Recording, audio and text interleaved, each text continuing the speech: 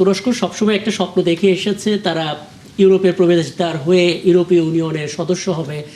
নানামুখী চেষ্টাও তারা করে গেছে। ওদিকে ন্যাটো সদস্য তারা অনেক আগে থেকে, এবং বলা যেতে পারে প্রত্যক্ষ বা পরোক্ষভাবে তারা যুক্তরাষ্ট্রের কোনো না কোনো পর্যায়ে একটা মিত্র হিসেবেই ছিল।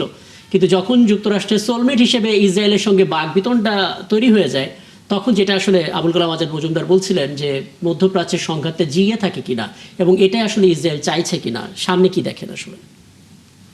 ধন্যবাদ আপনাকে। সম্মানিত সভা আলোচক যথার্থই বলেছেন যে দেখেন যে উদ্ধৃতিটা দিয়েছে আমেরিকার যে former foreign minister John Kerry, যেটা আজকে আমি পড়েছি দেখেছি, উনি বলেছেন যে কিভাবে উনি জর্জ বুশ থেকে শুরু করে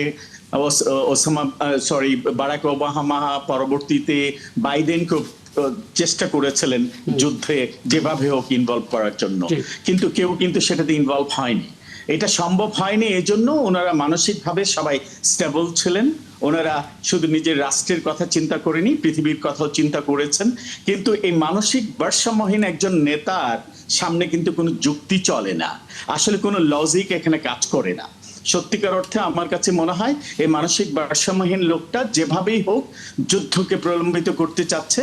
পাশাপাশি আমি ওনাকে শুধু মানসিক ভারসাম্যহীন বলবো না, সবচাইতে বড় মানসিক ভারসাম্যহীন হচ্ছে ইসরায়েলের যিনি এখন শাসক নেতানিয়াহু, এবং উনি আরেকজন ভারসাম্যহীন নেতাকে চিনতে ভুল করেননি, এবং সেই কাজটাই করছেন এবং করছেন। আপনি দেখেন তুরস্ক কিন্তু বরাবরই একটা ব্যালেন্স অফ পাওয়ারের চিন্তা, সবসময় ব্যালেন্স, মিডল ইস্টের সাথে ওয়েস্টের একটা চেক এন্ড ব্যালেন্সের জন্য কাজ করে, এবং এখানে মধ্যস্থতাকারী হিসেবে কাজ করে, এবং সেই কাজটাই কিন্তু করছে।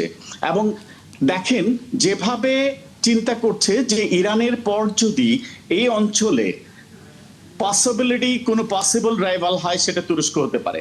এই জন্য কিন্তু যুদ্ধটা ওরা তুরস্কর দিকে নিয়ে যেতে চাচ্ছে, এবং সেই জন্য কিন্তু নেতানিয়াহু আপনি দেখেন তার কথায় এখন টার্গেট পারপাসফুলি কিন্তু তুরস্কের নিয়ে কথা বলছে। তা আমার কাছে মনে হয় যুদ্ধটাকে প্রলম্বিত করার একটা কৌশল, এবং এই যুদ্ধটাকে কিভাবে অলরেডি আমার কাছে মনে হয় যে একটা তৃতীয় বিশ্বযুদ্ধ নিয়ে যাওয়ার পায়তারা এবং কৌশল ছাড়া আর কিছু মনে হচ্ছে না।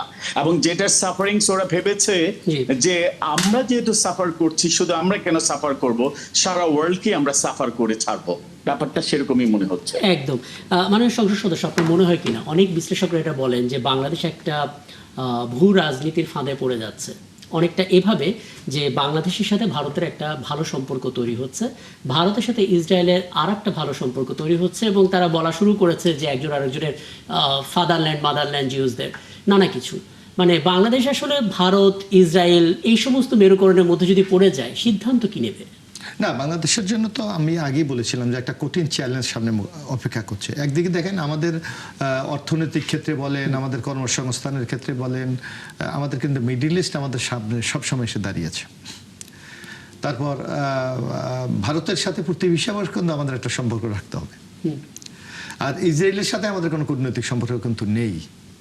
তো সুতরাং এখানে বিএনপি একটা চরম একটা অস্থিরতার মধ্যে বিএনপি সরকার আছে।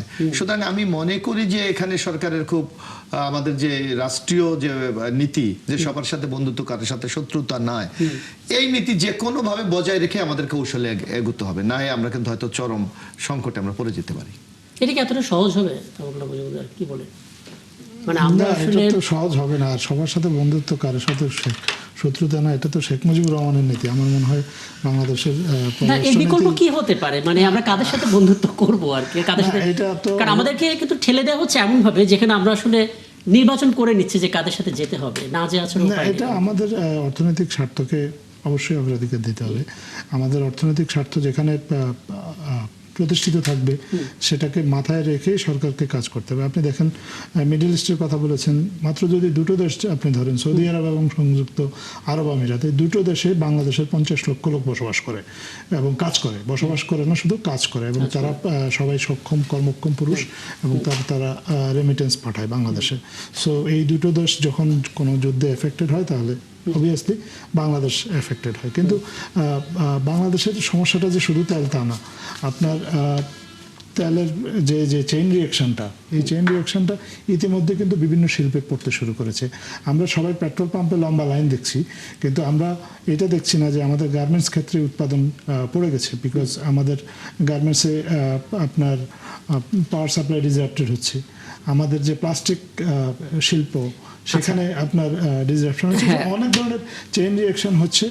সরকারকে সবগুলোকে মাথায় রেখে সোর্সিংটা ডাইভার্সিফাই করতে হবে এবং এনার্জি সিকিউরিটি নিয়ে এখন নতুন করে ভাবতে হবে। প্রয়োজনে এ বিষয়ে এক ধরনের ন্যাশনাল কনসেনসাসে যাতে আসা যায়, সেটারও উদ্যোগ নেওয়া যেতে পারে। চমৎকার। এই শেষের দিকে যে পরামর্শগুলো আপনারা দিলেন, এটা নিয়ে আলাপটা শেষ করে, এবং অনেক ধন্যবাদ অধ্যাপক তৌফিকুল ইসলাম মিথিল। নিশ্চয়ই সামনে কোনো আয়োজনের কথা হবে এবং মাননীয় সংসদ সদস্য এবং আপনাকে অনেক ধন্যবাদ। সামনে আবার নিশ্চয়ই কথা হবে।